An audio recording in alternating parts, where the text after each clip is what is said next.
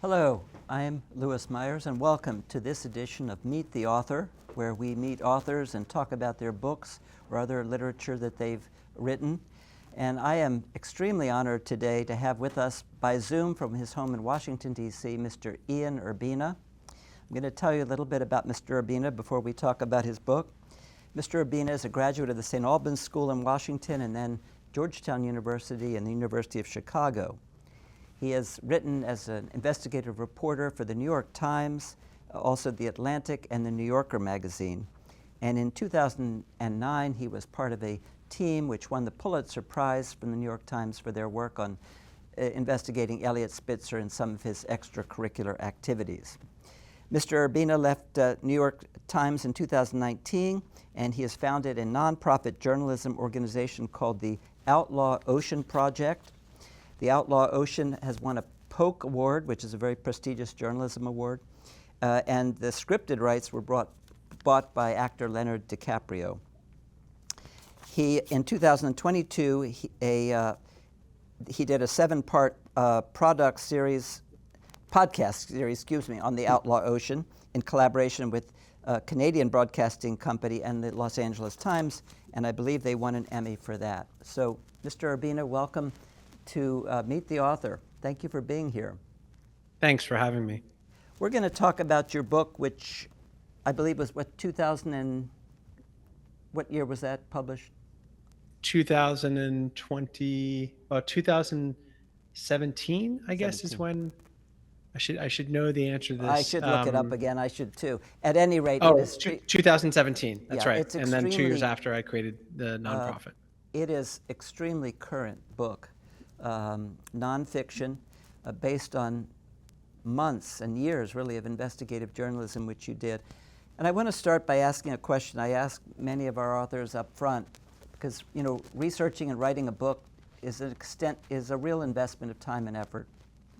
Novelists, I suppose, use some of their learned experience or lived experience, but a lot of it's in their imagination. And biographers tend to spend a lot of time in libraries or doing interviews on land. This was very different research that you did. You went out, left your family at home for weeks at a time on the various oceans of the world in some of the most squalid, horrible conditions imaginable, and several times your life was actually at considerable risk. So this was a real investment for you, and I assume for your family. Tell me why. Why this topic? Why this book? Well, it began at the New York Times as a series. And so for 2 years, I was reporting on the sort of wild and shocking things that happen on the high seas. And that ran in the paper. And then when that time was up, I thought there were so many urgent stories that I hadn't gotten to, that I desperately wanted to, or that the paper wasn't thrilled about sending me to those places because they were maybe too dangerous or too costly. And so the book was a chance to go after those stories that felt equally compelling. So there was, to some degree, I think the core motivations were journalistic curiosity and a drive to virgin snow topics. That it's hard in this day and age to find, especially in investigative, worthy topics that no one has already tapped. And you head out to sea and you find a lot of them because there are very few reporters out there. But the other thing was just the more I saw, the more I realized how urgent the stories were. More than 50 million people work at sea, and the conditions are often quite brutal. And so I kind of got hooked by a sense of duty to keep going with this line of reporting because of that lack of journalism that exists out there. Yeah, it did occur to me that given your academic background, that many of your classmates in high school and college are probably now living fairly cushy lives, shall we say, in law or medicine or corporate titans or whatever, and you found yourself in the trying to sleep in the hold of a I can't remember, was it a Philippine or boat, or with about 8 or 9 other young men who essentially had been enslaved there, none of whom had bathed in probably a week or two. It was extremely hot, and you had rats running over you as you tried to sleep. So this was not for the faint of heart, this kind of research, but obviously for you it was brought up some very critical issues, as I think it should for all of us. There were several, I wanted to talk about several different areas because you touch on each of them. It's sort of, the book has chapters of stories, and I think it highlights areas. One is the fishing industry, commercial fishing, not recreational. Also freighters, which carry so many goods around the world now. The recreational cruises, which obviously a lot of people enjoy, but as you described, can be environmental disasters and at times also mistreat their staff. And finally, the sort of misdeeds and corruption that go on in ports. A lot of things go on in the dead of night there, and also through the national governments themselves, or in the case of Somalia, the tribes, which are in many ways more powerful than the government. So let's start with talking about commercial fisheries. And by the way, I would mention that this week's Time magazine, Charlie Campbell has a lengthy article about the Philippines, and it sort of echoes much of what you've written about in terms of how people's livelihoods are being eroded. Talk about the commercial fishery and what you found. Yeah, I mean, I think if you ponder the sort of watery 2/3 of the planet and sort of take a big picture of it, you can bring it down to size kind of by thinking of 2 main categories out there. One is the merchant marine, those vessels that carry products, grain, oil, container ships that carry Nike shoes and iPhones. Then the other portion of players on the water, aside from coast guards and navies and research vessels and cruise ships, the other big player, really the biggest, is the distant water fishing industrial fleets. And of the 55 million people that work at sea, overwhelmingly over 40 million will be on those industrial vessels. The distant water vessels, like the one you mentioned, the Thai vessel, often stay at sea for upwards of 2 years, and they never come to port because they use something called transshipment, where they catch what they catch and then a vessel comes out and picks it up and takes it back to shore. But the fishing vessel stays at sea the whole time, and that lends itself to some pretty Dickensian kind of conditions on the vessels because it's quite literally captive labor. And most often the crews on those vessels are not the ethnicity or language of the officers. They don't even speak the same language typically. They're more often than not debt bonded, and the proclivity to violence is also shockingly intense on these vessels, because these ships are very hierarchical, even more so than, say, a military structure. The captain isn't just the boss, he's God. And so you've got all the factors of some pretty dark stuff happening. There also just aren't witnesses around who would ever talk to law enforcement when things go south and beatings occur or murder happens. And who is law enforcement out on the ocean? Obviously, the title of your book, The Outlaw Ocean, suggests that there's not a lot of protection. Yeah, I mean, it's a really weird realm. It's akin to the North and South Pole, to outer space. The high seas are similarly, when you think of them from a legal perspective, there are some rules and there are some laws that apply to the high seas. Historically, those laws and rules have tended to be murky, kind of loosely drafted, not with a lot of specificity or clarity. And they tend to be very narrow in focus.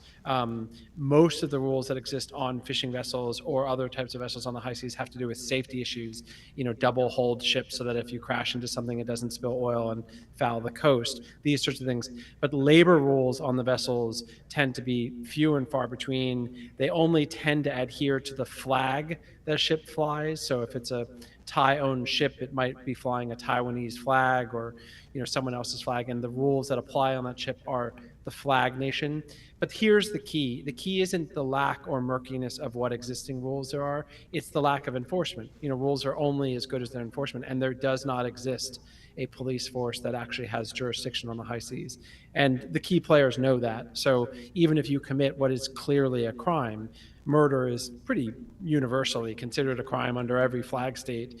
But even if you do that, who are you taking it to? What prosecutor is going to take that crime forward, to what court of jurisdiction, and where are you going to find the evidence, that you would need to actually carry forth a case of that sort? It's not there, and that's why I think this is an unusual space when it comes to crime. So many of the young men, and you mentioned debt slaves, they run up a huge debt just to get on the boat, and then once there, the captain often takes their passport and may or may not pay them, and it can extend it over and over time. They essentially become sharecroppers in a sense, or worse. That's right. Do you see any way that an international organization could become more effective at policing the seas?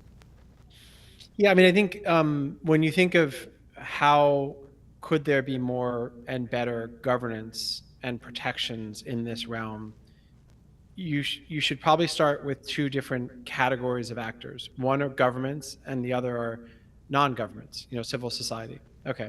In the non-government space, you have different types of creatures. You've got NGOs, advocates, journalists, lawyers, those sorts, right, who can leverage power and drive change.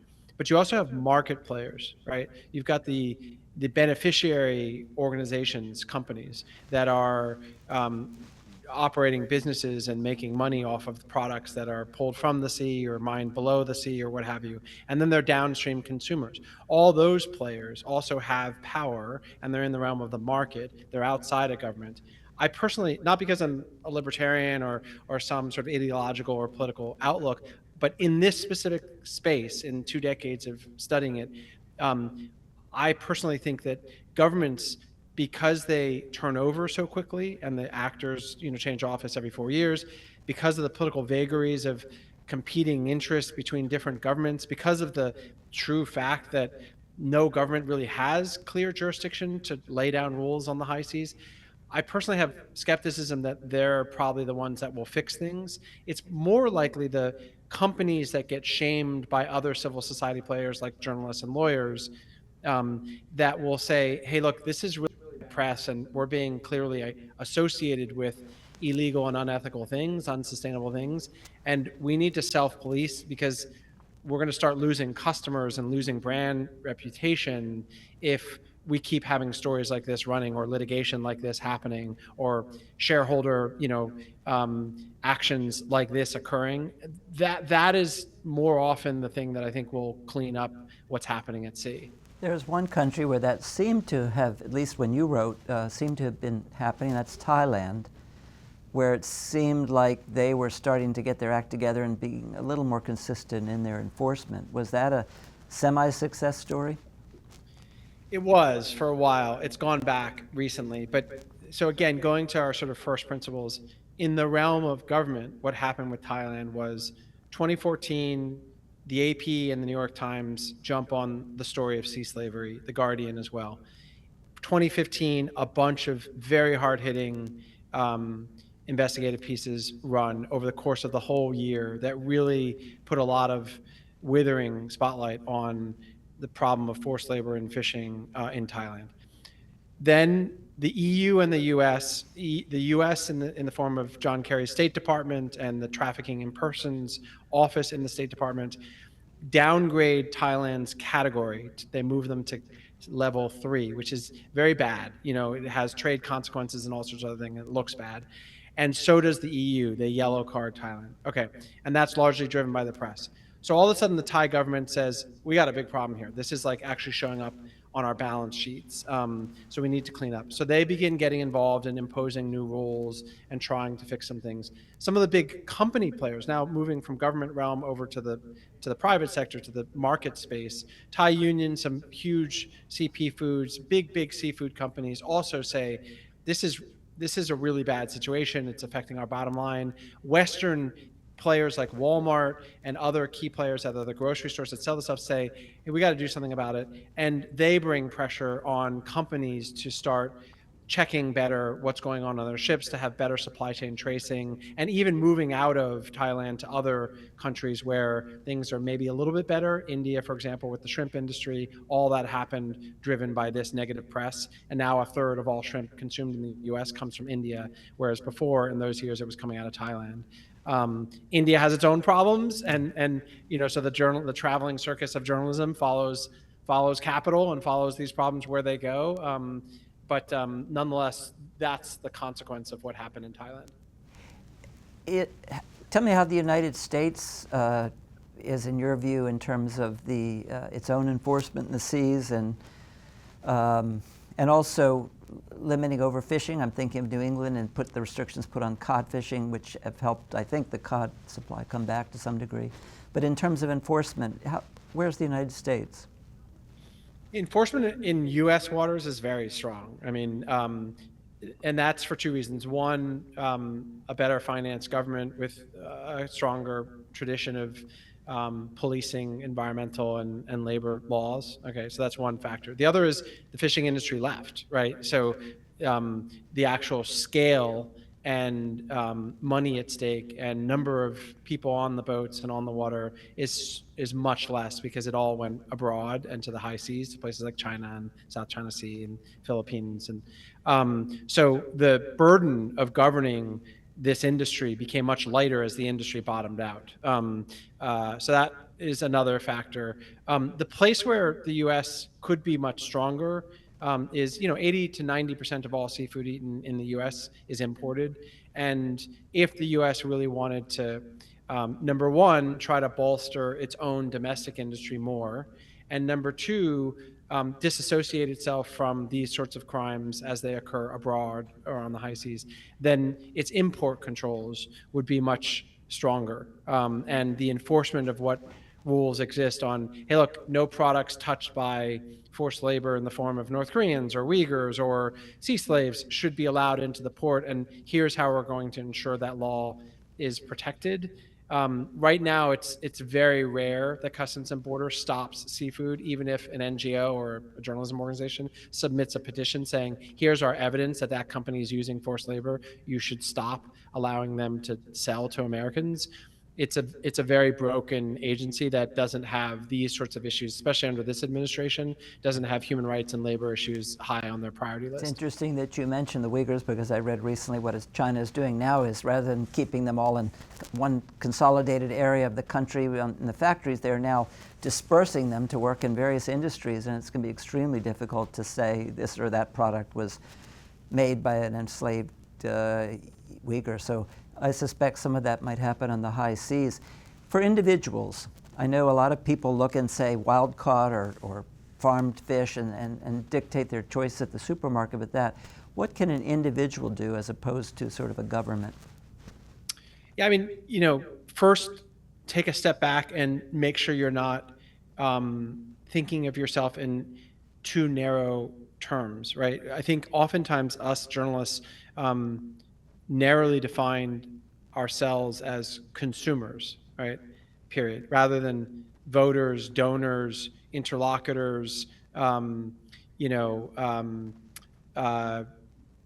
I think taxpayers. So the first point would be, you wear a lot of different hats as an average person. You go to the store and you buy stuff, you're a consumer. You vote for someone, you write letters to some lawmaker, you ask questions in public events, you talk to your peers and your friends and your partners and whatnot, your kids. And these are all different roles you have. So in every one of those roles, you can do something small. All right, so what does that mean? Well, you inform yourself and you realize, hey, shrimp coming out of Thailand or squid coming off of Chinese vessels is pretty problematic from what I'm reading. I kind of don't want to be associated with that. So I'm going to spend 20 minutes on Google and see what brand of whatever I can buy is locally caught. It's probably going to have, or nearby caught, U.S. waters. It's probably going to have a higher price tag, but it's probably going to have a lower carbon footprint and a much less likelihood of forced labor in the supply chain, because the supply chain is only 2 links, not 20 links long. Okay, so that's one thing. But also, hey, these folks at this organization or that organization, the Outlaw Ocean Project or Environmental Justice Foundation or Greenpeace or whatever, are doing really good work on an issue I care about. I'm going to send $20 this Christmas as my annual donation to that organization so they can keep up the fight, because they rely on that's you as a donor, and on and on and on. You have a dinner conversation over Thanksgiving and you recount a story you read and other folks ask you questions about it. Now you've raised awareness. In every one of these ways, I know it seems a little gimmicky and kind of Pollyanna, but it actually does have an impact in spreading the word and driving change. Well, it's helpful to hear that. One of the organizations you mentioned several times in the books, I think it's Sea Maris. Sea Shepherd? Stella Maris. Stella Maris, excuse me, Maris. which has stepped in and helped a number of the seamen workers who are being abused. So that's Stella Maris, M-A-R-I-S, if people are wanting to look that one up. Amazing. Yeah, they do incredible work and very frontline. They tend to work in ports where trafficking is most common, and ports are pretty tough places to work in any case. But Songkhla, Thailand, is an example of a port that has a lot of organized crime and a lot of these, sea slave situations going on. And there, Stella Maris has an office and helps rescue guys that sneak off their ship and need a safe place to stay. And their staff have faced death threats and serious violence. So, yeah, that's an example of an organization that does amazing work. Well, you yourself, just to get to the death threats and violence, I don't know if it was quite as explicit, but the threat was there when I think you were in Thailand, if I recall, trying to talk to someone who had, I don't know, sort of escaped bondage for a while. And tell us a little bit about that situation. Yeah, so I spent a lot of time in Thailand in the first New York Times series, and then subsequently for the book, I also spent a fair amount of time there, and was looking at talking with both former captains who kept sea slaves, essentially, and understand that market. How do they buy them? Why do they keep them? How do they think it's okay to enact such violence on crew? And then also victims, escaped crew. And one in particular, the one you're referring to, was a crewman who was in the process of escaping when we were tipped off about him. And we went up into the mountains to sit down with him. And literally, hours before we arrived, a bounty hunter who had been hired by the captain from the ship that he escaped found him first and took him back to the ship before we could get there. And when we arrived, his weeping spouse told us that they had come for him at gunpoint. And in a separate interview, in a separate place, this one in Borneo, similar situation, we arrived. We actually sat down up in the mountains in a very discreet location to interview a recently escaped crew. And within 20 minutes, plainclothes police officers showed up and took the guy from us and told us to go back to our hotel. And those cops were working for fishing companies. Yeah, they were armed, and I think your thought at the time was, one of these situations where you could have disappeared without a trace. Let's talk a little bit. I know people are aware of the whales, of course, the shark finning, which continues, and also the whale hunts. Russia and Japan, I think, were the primary countries, and then it became essentially just Japan. And then under great international pressure, they have decreased to 1 or possibly 2 ships on the high seas, which they say are quote-unquote research, but really are about finding and butchering whales for financial gain. And I think it's Sea Shepherd, which is, correct me if I'm wrong, that's connected with Greenpeace, followed the whaling ship Japan for days, weeks really, trying to disrupt its activities. Talk a little bit about that. Yes, so Sea Shepherd is an organization that was founded by a Canadian guy named Paul Watson.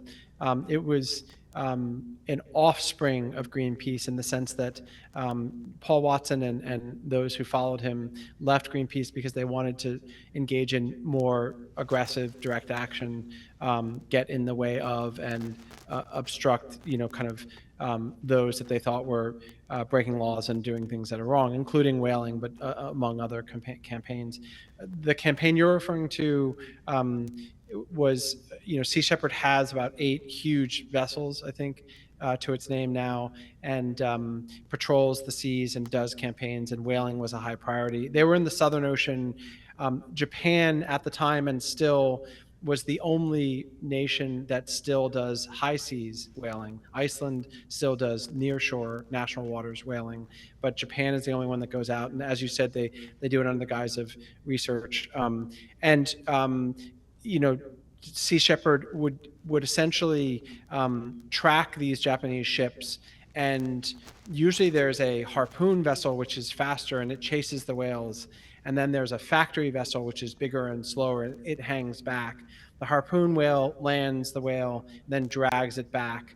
And what Sea Shepherd would do is attempt to obstruct the transfer, because they normally couldn't keep up with the harpoon whales, but they could stay with the factory ship. And so when the harpoon whale came back with catch, Sea Shepherd would essentially harass the vessel and try to slow them down and make it costly and spur press about the sort of bloody industry that is.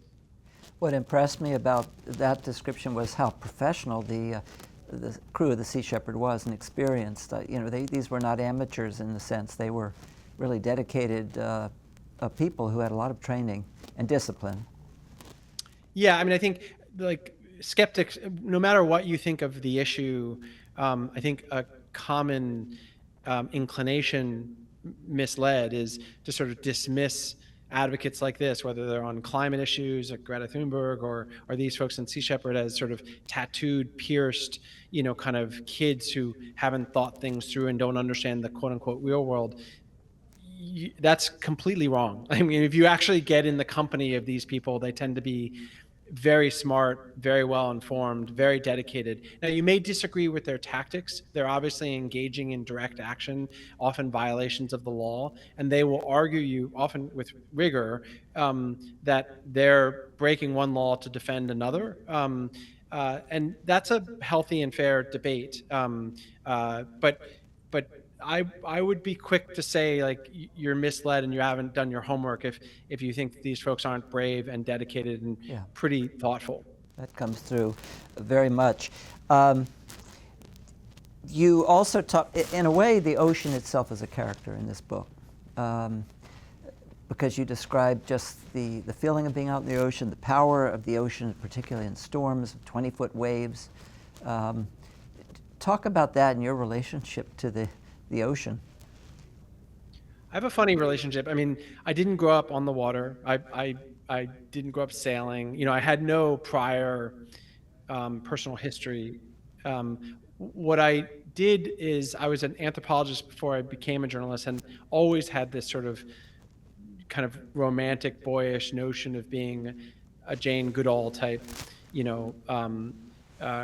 academic. And journalism pulled me into a different type of intellectual labor, but I still harbored this fascination with people that live very differently than I do. And I spent time among seafarers while I was in grad school, and was just captivated by how different their lifestyle was. And once I was allowed at the New York Times to head out to sea, I then became captivated not just by the people and their culture and the sort of transient tribe that they are, but also the realm, that they operate in, the sense of time, light, the smell, how more intense the quiet is out there. Not to mention just the beauty and power, kind of fearful power of the ocean. All those things kind of made me feel like I had just happened upon space travel on Earth. I'd snuck onto the space shuttle somehow, and here I was being able to traverse this otherworldly universe. and meet fascinating folks along the way and tackle stories that felt urgent and had sort of some ethics to them. So it was sort of the best of everything I dreamed of when I went into journalism. What were the final words of your editors when you went out on some of these? You did go equipped with lots of communication equipment and whatnot, but did they have any final words? Well, when I launched on the series, I had this amazing editor, Rebecca Corbett at the New York Times, and when she greenlit the project and said, "Sure, you can do a series about, the ocean," but as I left her office, she said, "But no fish." She was getting on the phone and moving on to her next meeting, and made this kind of last-minute comment about, "Yeah, you can do this investigative series about the ocean, but let's hold on the fish." And I thought, wait, what? How am I supposed to? And it was genius, because her point was, I realized later, that for people to really invest in it, people that don't already care about the ocean or marine life or nature per se, you need to come to them with human stories. And what will truly be novel, if you can accomplish it, about this reporting is if you really focus on the people out there. Obviously, the marine issues and the environmental concerns are backdrop, but the real narrative captivating potential of this space is to come to know the people that live and work out there. And that's been my priority ever since she dropped that on me. I think you succeeded. Absolutely, and one gets the feeling of the people and the ocean. If I can just read a short section, probably Somalia was the most dangerous place you were. Obviously, Somalia has been riven with violence for a long period of time, completely lawless on land and almost equally lawless on sea. But if I can read, you say, "After arriving in Somalia, I discovered several things about my fixer," this is a person that helps arrange things when you get on land, "that had not been apparent during our brief phone calls. First off, he answered virtually every question with an exuberant, 'Absolutely, 100%, even when the answer was patently incorrect. 'Are we sure,' I said, 'that we will have internet at the hotel?' 'Absolutely, 100%, he said, and in fact, you barely had electricity. You asked him, 'Are we certain we can get to the port and out on the water without government interference?' 'Absolutely, 100%, he said, and in fact, the local government put you under house arrest soon after you got back to your hotel.' The second issue was that the fixer also had a severe stutter that worsened significantly under the kind of stressful conditions that were not uncommon in Somalia. Never was the stutter worse when we were climbing into the fishing boats for our fateful voyage out to the major ship. At the last minute, my fixer turned to me and painfully forced out his confession. He was too scared to go, he said, and he planned to stay on shore. You asked him shortly before launching, 'If you aren't coming with us, are you sure it's safe for us to go solo?' Without missing a beat, he replied, 'Absolutely, 100%. And in fact, it turned out to be not so safe, and you were in significant danger. Let me talk about one other issue, and that is sea mining, which is now coming to the fore through the current administration of the United States, as well as other major countries that want to race to mine the seabeds, and now probably have some of the technology to start doing that. What's going to happen? I don't think it's going to go anywhere, honestly. I think it's a really bad idea. For environmental reasons, putting tractors essentially on the seafloor in places where we don't know what's down there, including perhaps the cure for cancer and COVID, and not to mention marine creatures we haven't even named yet. That worries me. But I think that the thing I've been more convinced by is the sort of unsympathetic, dry analysis from Wall Street analysts I've talked to who said, this is a Ponzi scheme, and it's a very attractive narrative that has been sold to investors who want to be on the front edge of the green revolution's battery solutions, or and a new source of precious metals that don't require child labor in Congo. And so they want to be in on that because they think it's going to be what will save us over the next 50 years. And it sells really well. But if you actually look at the numbers as to what it would cost to actually get that stuff from the floor, where in the places where it is, back to land, processed, and back to the marketplace where it would be used, they don't add up. They don't even come close to adding up. And that's without all the unknown variables of doing anything at sea. And so I find these folks pretty convincing because they have no emotional or political skin in the game. They're just like numbers guys. And they're like, this is, yeah, it's very popular and it's going to get political clout and people are going to play the market to try to court investment capital into it, but they don't think it's really as risky because they don't think it's going to take off. Maybe there'll be one or two test sites where it'll get started, but they don't imagine it will pan out to the big phenomena that really scares the environmentalists. I suspect some of the same issues that you found, both in terms of the environment and also labor abuses, will occur in these situations, possibly. I think environmental, I mean, this is like one of those industries that's like multi-gazillion dollar industries. So you're not going to be as prone to needing as many guys. And the folks that are going to be there are going to be 3 PhD physicists, you know, like these sorts of types, not like debt bonded foreign labor from an obscure village in Indonesia. Not so much. It's got to be folks who really know what they're doing, handling heavy equipment of an unusual sort. So I think there is legitimate worry about where we get our precious metals now and the conditions of on-land mining in those kinds of places. Pretty bad, you know, rife with human rights abuses. The environmental issues on the water and the financial skepticism are the bigger issues that I see. That's helpful. You have sort of moved on, I think, from, in terms of your investigative reporting. Who follows you? Who are some of the?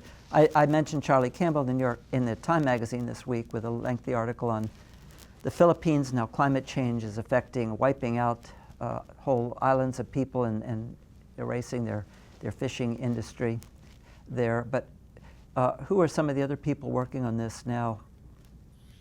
Well, I mean, I would clarify. So we still are producing. We have a staff of 10 decentralized. The Outlaw Ocean Project is, and we do the same things that you read in the book, but just more now for the New Yorker magazine and foreign venues, and usually 2 to 3 year long investigations of all these same kinds of issues in different places. You know, in terms of other folks doing really good work, there are many. AP has some good reporters that delve into this space. Hakai magazine does good work every now and again. You know, I think that the big problem is it's so expensive and time consuming, and the nature of journalism pushing towards faster, more, thinner, kind of less kind of exhausting journalism for the reader and the reporter is where everything's moving, including at legacy outlets like the Washington Post and the LA Times. And so I don't see as much of this kind of journalism. Foreign, international, at sea reporting is not common, and it's good for us existentially. You know, we have a niche that editors, when we knock on their door and say we have something to offer, they tend to respond to the emails, which is great. I came across your article in the New Yorker, and that sent me to this book. Can people donate to the Outlaw Ocean Project? They can, yeah. There's a link at the top of the page that says donate, and about 2/3 of our funding is from reader donations. And where's the other third come from? Foundations. So Bloomberg, Schmidt Marine, these are all sort of foundations that are sort of vetted by big journalism organizations, which is to say ProPublica, the Washington Post, New York Times Magazine, AP, all these venues take funds from a small set of maybe a half dozen big foundations, because those foundations know the cardinal rules of journalism, and you can't try to drive the story, see the story beforehand, feel reassured that you're not going to get hit in the story. If you're wanting to fund journalism, you have to trust that journalists are going to do the job and not answer to you. And these foundations are really good about that. So that's where 1/3 of our funding comes from. The fact that 2/3 comes from private donations, and so I would encourage people to certainly consider donating to the Outlaw Ocean Project. And this book is just such a tremendous book, very unique book. I'll just read 2 blurbs. Obviously, the New York Times book review wrote, "A masterclass in journalism, Urbina highlights how, in overlooking the seas, we've allowed that void to become a vacuum for corruption, violence, and lawlessness. And the Washington Post writes an impressive feat of reporting. Urbina deftly reveals complicated ideas through his human interest stories. And you mentioned Jane Goodall earlier, and that's a really interesting comparison, because I would see you as in the category of Jane Goodall, who is able to humanize these stories and still look at the bigger picture and get people involved. So we thank you for your work, and just be safe out there. Thank you so much. I appreciate you having me.